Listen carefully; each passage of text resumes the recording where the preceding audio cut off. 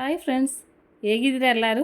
ಇವತ್ತು ನಾನು ನಿಮ್ಮ ಜೊತೆ ಶೇರ್ ಮಾಡ್ತಿರೋದೇನೆಂದರೆ, ಈಗ ಮಾವಿನ ಹಣ್ಣು ಸೀಸನ್ ಅಲ್ವಾ, ನಮಗೆ ಮಾವಿನ ಹಣ್ಣಲ್ಲಿ ಒಂದು ಕೇಸರಿ ಬಾತ್ ಮಾಡೋಣ ಫ್ರೆಂಡ್ಸ್. ಅವಾಗ ಇದು ಹೇಗೆ ಮಾಡೋದು ಅಂತ ನೋಡೋಣ. ಅದರದ್ದು ಮುಂಚೆ ನೀವು ಯಾರಾದರೂ ನನ್ನ ಚಾನಲ್ ಫಸ್ಟ್ ಟೈಮ್ ವಾಚ್ ಮಾಡ್ತಾ ಇದ್ದೀನಿ ಅಂದರೆ ಪ್ಲೀಸ್ ಎಲ್ಲರೂ ನನ್ನ ಚಾನಲ್ ಸಬ್ಸ್ಕ್ರೈಬ್ ಮಾಡಬೇಕಾಯ್ತಾ. ಸಬ್ಸ್ಕ್ರೈಬ್ ಮಾಡಬೇಕು, ಅದೇ ಥರ ಬೆಲ್ಲೈಕನ್ ಪ್ರೆಸ್ ಮಾಡಿ ಆಲ್ ಅಂತ ಕೊಟ್ಟರೆ ನಾನು ಡೈಲಿ ಹಾಕೋ ವೀಡಿಯೋ ನೋಟಿಫಿಕೇಷನ್ ಸಿಗೋದು. ಅವಾಗ ನಮಗೆ ಇದು ಹೇಗೆ ಮಾಡೋದು, ಇದಕ್ಕೆ ಏನೆಲ್ಲ ಬೇಕು ಅಂತ ನೋಡೋಣ. ಅದಕ್ಕಾಗಿ ಪಾನ್ ಬಿಸಿ ಆಗ್ಲಿಕ್ಕೆ ಇಟ್ಟಿದ್ದೀನಿ. ಪಾನ್ ಬಿಸಿ ಆಯಿತು. ಇದರಲ್ಲಿ 1 ಟೀ ಸ್ಪೂನು ತುಪ್ಪ ಹಾಕಿದ್ದೀನಿ. ಇದರಲ್ಲಿ ಸ್ವಲ್ಪ ದ್ರಾಕ್ಷಿ ಅದು ಫ್ರೈ ಮಾಡಿಬಿಟ್ಟು ಸಪ್ರೇಟ್ ಮಾಡ್ಕೊಳ್ಳೋಣ. ಅದಾದಮೇಲೆ ಸ್ವಲ್ಪ ಗೋಡಂಬಿ ಹಾಕಿದ್ದೀನಿ, ಇನ್ನು ಅದು ಫ್ರೈ ಮಾಡ್ಕೊಳ್ಳೋಣ. ಅದು ಫ್ರೈ ಆಯಿತು, ಅದು ಸಪ್ರೇಟ್ ಮಾಡ್ಕೊಳ್ಳೋಣ. ಅದಾದಮೇಲೆ ಅದೇ ತುಪ್ಪದಲ್ಲಿ ಒಂದು ಅರ್ಧ ಕಪ್ಪು ಚೀರೊಟ್ಟಿ ರವೆ ಹಾಕೋಣ. ಈ ಚೀರೊಟ್ಟಿ ರವೆ ಇನ್ನು ಚೆನ್ನಾಗಿ ಫ್ರೈ ಮಾಡ್ಕೋಬೇಕು.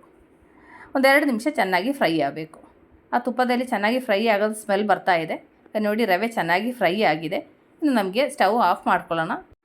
ಅದಾದಮೇಲೆ ಇನ್ನೊಂದು ಪಾನ್ ಬಿಸಿಯಾಗ್ಲಿಕ್ಕೆ ಇಟ್ಟಿದೆ. ಇದರಲ್ಲಿ ನಾನು 1 ಟೀ ಸ್ಪೂನ್ ತುಪ್ಪ ಹಾಕಿದ್ದೀನಿ. ಅದರಲ್ಲಿ ಒಂದು ಮಾವಿನ ಹಣ್ಣು ಚೆನ್ನಾಗಿ ರುಬ್ಕೊಂಡಿರೋದು ಅದು ಇದರೊಳಗಡೆ ಹಾಕ್ಬಿಟ್ಟು ಇದು ಚೆನ್ನಾಗಿ 2 ನಿಮಿಷ ಬೇಯಿಸ್ಕೋಬೇಕು. ಈ ಮಾವಿನ ಹಣ್ಣು ಅದು ನೀರಿನ ಅಂಶ ಎಲ್ಲ ಹೋಗಿ ಚೆನ್ನಾಗಿ ಬೇಯಬೇಕು. 1-2-3 ನಿಮಿಷ ಚೆನ್ನಾಗಿ ಇದು ಬೇಯಿಸ್ಕೋಬೇಕು. ಈಗ ನೋಡಿ ಅದು ಚೆನ್ನಾಗಿ ಬೇಯಿಸಿದ್ದೀನಿ ನೋಡಿ. ಅದರದ್ದು ನೀರೆಲ್ಲ ಡ್ರೈ ಆಗ್ತಾ ಇದೆ. ಇನ್ನೂ ಒಂಚೂರು ಡ್ರೈ ಆಗಬೇಕು. ನಾವು ಈ ಪಾತ್ರದಿಂದ ಹಿಂಗೆ ತೆಗಿಯೋ ಟೈಮಲ್ಲಿ ಈ ಥರ ಬೀಳಬೇಕು. ಈ ಒಂದು ಅಳತೆಯಲ್ಲಿ ಬೇಯಬೇಕು. ಈಗ ನೋಡಿ ಇದು ರೆಡಿಯಾಗಿದೆ. ಇನ್ನು ನಮಗೆ ಏನು ಮಾಡಬೇಕಂದ್ರೆ ಇದರಲ್ಲಿ ನಮಗೆ 1 ಕಪ್ಪು ಬಿಸಿ ನೀರು ಹಾಕೋಣ. ಚೆನ್ನಾಗಿ ಬಿಸಿ ಆದಂಥ ನೀರು ಹಾಕಬೇಕು.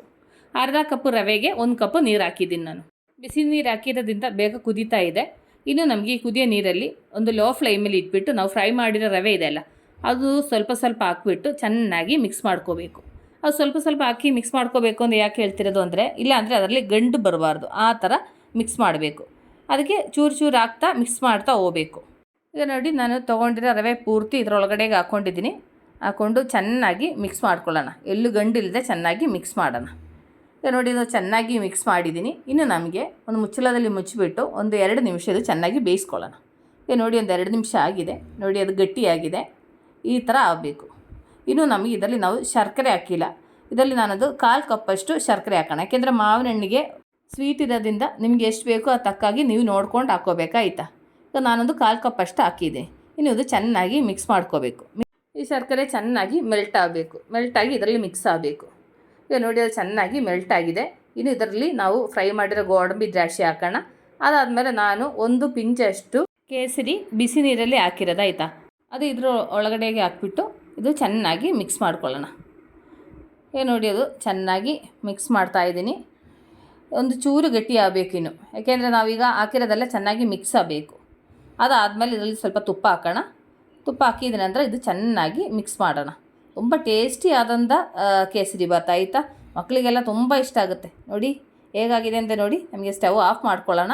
ಅದ್ರದ್ದು ಮುಂಚೆ ಒಂದು ಚೂರು ಏಲಕ್ಕಿ ಪುಡಿ ಮಾಡಿರೋದು ಹಾಕ್ಕೊಳ್ಳೋಣ. ಅದು ಹಾಕ್ಬಿಟ್ಟು ಚೆನ್ನಾಗಿ ಮಿಕ್ಸ್ ಮಾಡೋಣ. ಅವಾಗ ನಮ್ಮದು ಮಾವಿನ ಹಣ್ಣು ಕೇಸರಿ ರೆಡಿಯಾಗಿದೆ. ಅದನ್ನು ಸ್ಟವ್ ಆಫ್ ಮಾಡೋಣ. ನಿಮಗೆಲ್ಲರಿಗೂ ಗೊತ್ತಿರ್ಬೋದು ಇದು ಹೀಗೆ ಮಾಡೋಕ್ಕೆ, ಆದರೆ ಗೊತ್ತಿಲ್ಲದೆ ಇರೋರಿಗೆ ಯೂಸ್ಫುಲ್ ಆಗಲಿ ಅಂತ ನಾನು ಈ ವಿಡಿಯೋ ಮಾಡಿರೋದಾಯ್ತಾ. ಅವಾಗ ನಾನಿವತ್ತು ನಿಮ್ಮ ಜೊತೆ ಶೇರ್ ಮಾಡಿರೋ ಈ ಮಾವಿನ ಹಣ್ಣು ಕೇಸರಿ ಬಾತು ನಿಮಗೆಲ್ಲರಿಗೂ ಇಷ್ಟ ಆಯಿತು ಅಂತ ಅಂದ್ಕೊಳ್ತೀನಿ. ನೀವೆಲ್ಲರೂ ಟ್ರೈ ಮಾಡಬೇಕಾಯ್ತಾ. ನೀವೆಲ್ಲರೂ ಟ್ರೈ ಮಾಡಬೇಕು. ಟ್ರೈ ಮಾಡಿ ನಿಮ್ಗೆ ಇಷ್ಟ ಆಯಿತು ಅಂದರೆ ನಿಮ್ಮ ಫ್ರೆಂಡ್ಸಿಗೆ ಶೇರ್ ಮಾಡಿ, ಲೈಕ್ ಮಾಡಿ, ವ್ಯಾಲ್ಯೂಬಲ್ ಕಮೆಂಟ್ಸ್ ಹಾಕಿ. ನಾಳೆ ನಾವು ರುಚಿಕರವಾದ ಹೊಸ ವೀಡಿಯೋಗೆ ಹೊಸ ರೆಸಿಪಿ ಸಿಗೋ ತನಕ ಟೇಕ್ ಕೇರ್, ಬಾಯ್.